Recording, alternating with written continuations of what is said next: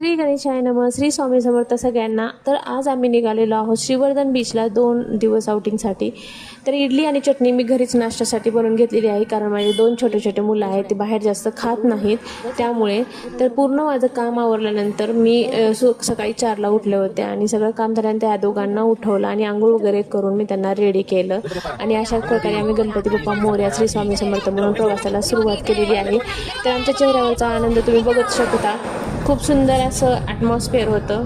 अशा प्रकारे 1-1.5 तासाचा प्रवासानंतर आम्ही मुळशी डॅमच्या तिथे थांबलो होतो. एक छोटंसं छान पत्र्याचं हॉटेल होतं आणि तिथे एक झोकाही बांधलेला होता. खूप छान लेकरांनी मज्जा केली आणि आम्ही तिकडे फोटोशूट पण खूप छान झाला आमचा.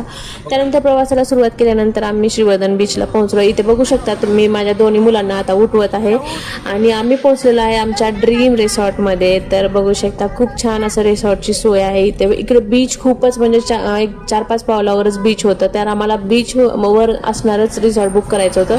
तर त्यानुसार आमची सर्व अरेंजमेंट झालेली. तर आम्ही आता रिसॉर्टला पोहोचलेलो आहे. तर नेक्स्ट व्लॉगमध्ये पूर्ण रिसॉर्टची मी माहिती देईल. तर माझ्या चॅनलला नक्की सबस्क्राईब करा आणि तुमचं प्रेम असंच राहू द्या. थँक्यू.